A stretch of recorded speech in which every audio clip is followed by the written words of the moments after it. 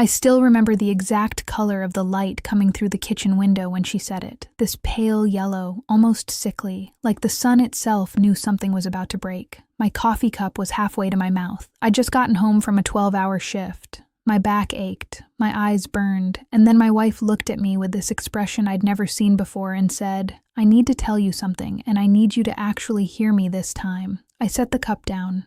The ceramic clicked against the counter, and in that tiny sound, I heard the first crack in the life I thought I understood. We'd been married for 11 years.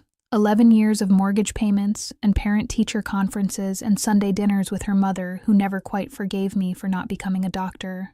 Her name was Renee. We met in college, at a party I didn't want to go to. She was standing by the window, laughing at something her friend said, and the streetlight outside caught her hair in a way that made me forget how to breathe.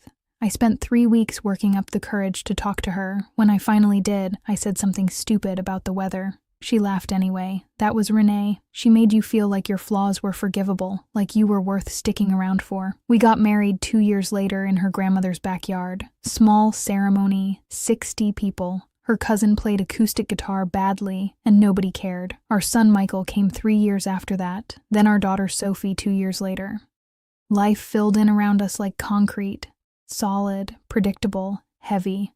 I worked as a logistics manager for a shipping company. Long hours, decent pay, soul-crushing boredom that I'd learned to call stability. Renee taught 3rd grade at the elementary school, 4 blocks from our house. She came home with glitter in her hair more days than not.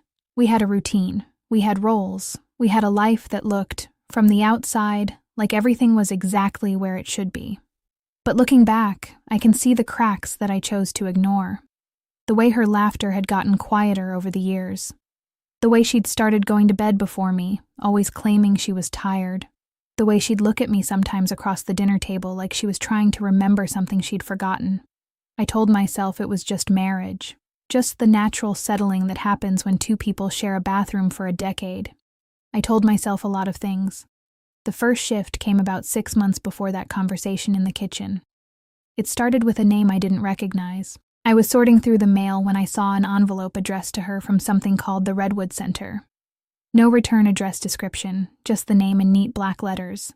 I asked her about it at dinner. "Oh, that? It's just some workshop thing. Sarah told me about it." Sarah was her friend from the school. They did yoga together sometimes. I didn't think about it again. But a few weeks later, I noticed she was going out on Tuesday nights, always Tuesdays, always from 7 to 9:30. "Book club," she said when I asked. "We're reading that memoir everyone's talking about." I nodded, took a bite of my chicken, let it go. Except one Tuesday, I got off work early. I stopped at the grocery store for milk, and I saw Sarah in the cereal aisle. She was alone. She was definitely not at book club. I didn't say anything. I just grabbed the milk and left. That night, when Renee came home, she had this look on her face. Peaceful, almost. Like she'd been somewhere that filled her up instead of emptying her out. She kissed me on the cheek and said she was going to take a shower. I listened to the water run and felt something cold settle in my chest. I knew I should ask. I knew I should say something. But I was afraid of the answer. So I did what I'd always done. I pretended the question didn't exist. The Tuesday nights continued. I started paying closer attention. She'd come home smelling faintly of lavender. She'd be quieter than usual, but not in a sad way, in a thinking way. Once, I saw her sitting on the edge of our bed at midnight, staring at her hands like they belonged to someone else. "You okay?" I asked. She didn't startle. She just looked at me with those eyes that used to make me forget how to breathe. "I'm figuring something out," she said. "Figuring what out?" "Everything." She didn't explain. She just climbed under the covers and turned off the light, and I lay there in the dark, feeling the distance between our bodies like a physical weight. The escalation happened so slowly, I barely noticed it. Small things at first. She started journaling. She'd never journaled before, not in all our years together, but suddenly she had this leather notebook that she carried everywhere, writing in it during breakfast, before bed, in quiet moments when she thought I wasn't watching. Once I saw her crying while she wrote. I asked if she wanted to talk about it. "Not yet," she said. I'm not ready. Those 3 words haunted me. I started checking things I shouldn't have checked. I'm not proud of it. I'd look at her phone when she left it on the counter. I'd check the mileage on her car after her Tuesday nights. I'd scroll through her emails while she was in the shower. I found nothing incriminating. No secret messages, no hidden photos, no evidence of anything except a woman who seemed to be disappearing into herself. That almost made it worse. If she'd been having an affair, at least I would have understood. At least there would have been a villain. A problem with a name and a face and a solution. But this was something else. Something I couldn't fight because I couldn't see it.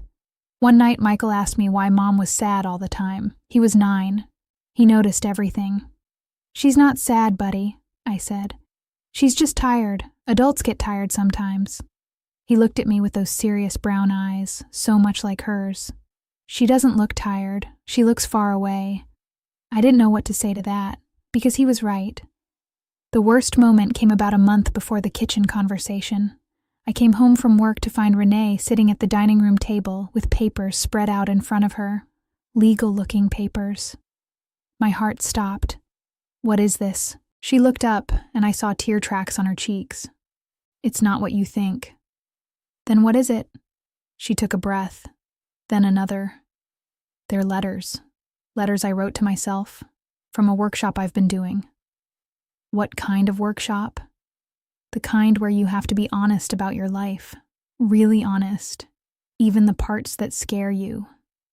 I stood there, briefcase still in my hand, coat still on. "Are you leaving me?" The question came out before I could stop it, raw, terrified. The voice of a man who'd been preparing for this blow without admitting it. She stood up and walked over to me, put her hands on my face, looked directly into my eyes. "I don't know what I'm doing yet, but I'm not leaving you. I'm trying to figure out how to stay." That should have been comforting. It wasn't. Because it meant there was a version of this where staying required figuring out. A version where it wasn't automatic, where our marriage was a problem to be solved rather than a foundation to be assumed. She went upstairs to check on the kids. I stood in the dining room and stared at those papers, hands shaking, wondering when my life had become something I didn't recognize. The point of no return was that morning in the kitchen. She'd asked me to take the day off, told me she needed to talk without interruptions. The kids were at school. The house was silent except for the hum of the refrigerator and the sound of my own heartbeat. "I need to tell you something, and I need you to actually hear me this time." I set down my coffee. The ceramic clicked, the yellow light pressed against the windows. "Okay." She sat down across from me, folded her hands on the table, and for a long moment she just looked at me. Then she said, "I've been unhappy for 7 years. 7 years. Sophie was 7. It's not about you, not exactly. It's about me. It's about who I became when I stopped paying attention to who I was." I couldn't speak. My tongue was lead. "I love you. I want you to know that. But I don't know if I'm in love with you anymore, and I don't know if I ever really was, or if I just loved the idea of us. The safety of us." The words hit me like physical blows. "The workshop I've been going to, it's called the Redwood Center. It's for women who feel like they've lost themselves inside their marriages, inside motherhood, inside the expectations everyone else has for them." She was still talking, but I was underwater. Sound was distorted. Reality was bending. "I'm not leaving you," she said again. "But I need things to change. I need us to change. And I need to know if you're willing to do that, or if we've been pretending for so long that pretending is all we know how to do anymore." That was the question. The one that would define everything that came after. The fallout was nothing like I expected. I didn't scream. I didn't cry. Not then. I sat there in the yellow light and felt myself unraveling from the inside. 7 years? She nodded. "Why didn't you tell me?" "Because I didn't have the words. Because I didn't even understand it myself. Because every time I tried to bring it up, you'd fix something. You'd buy flowers or plan a date night, and I'd feel guilty for not being grateful. So I'd push it down and pretend it wasn't there. I thought about all those flowers, all those date nights, all those bandages I'd put on wounds I refused to acknowledge. Do you still want this? Us?" She hesitated. That hesitation broke something in me that I'm not sure has ever fully healed. I want to want it, she said finally. I want to figure out if the life we built is the life I actually wanted or just the life I thought I was supposed to have. I stood up, walked to the window, pressed my forehead against the cool glass. What do you need from me? I need you to be honest too, about everything. About whether you're happy, really happy, or just comfortable. About whether you see me, or just the role I play. About whether you'd choose this life again if you could start over. Hard questions, the kind I'd been avoiding for years. We talked for 6 hours that day. We talked about things we'd never talked about before. Resentments I hadn't known she was carrying. Disappointments I hadn't realized I'd caused. Dreams she'd buried so deep she'd forgotten they existed. I learned that she'd wanted to travel before we had kids, but I'd pushed for stability. I learned that she'd felt invisible at family gatherings, always defined as my wife rather than herself. I learned that she'd been lonely in our bed for years, not because I wasn't there, but because I wasn't present. And I learned some things about myself too, that I'd been terrified of her unhappiness because it reflected my own.